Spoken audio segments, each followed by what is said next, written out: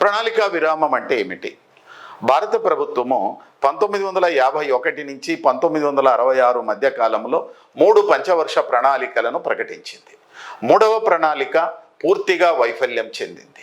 ప్రణాళిక ముగిసిన తరువాత ప్రభుత్వము ఈ ప్రణాళిక అమలును సమీక్షిస్తే ఆర్థిక వ్యవస్థలో ప్రణాళికలను అమలు పరచడానికి కూడా ఆర్థిక వ్యవస్థ యొక్క ఉత్పాదక సామర్థ్యం తగ్గిపోయింది. ఇలాంటి పరిస్థితులలో మరీ ప్రణాళికలను అమలు పరచడానికి ఆర్థిక వ్యవస్థ యొక్క ఉత్పాదక సామర్థ్యాన్ని పెంపొందించడానికి భారత ప్రభుత్వము 1966-69 మధ్య కాలానికి ప్రణాళికలకు సెలవు ప్రకటించింది. దీనినే మనం ఆర్థిక పదజాలంలో ప్రణాళిక విరామము లేక ప్లాన్ హాలిడే అని అంటారు. ఈ 3 సంవత్సరాలలో 3 వార్షిక ప్రణాళికలను ప్రకటించింది.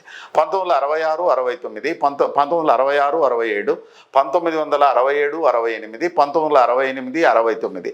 ఈ వార్షిక ప్రణాళికలనే పిగ్మీ ప్రణాళికలు అని అంటారు.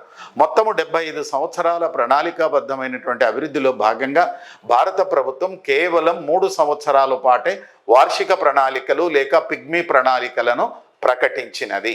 వార్షిక ప్రణాళికలను పిగ్మీ ప్రణాళికలు అని అంటారు.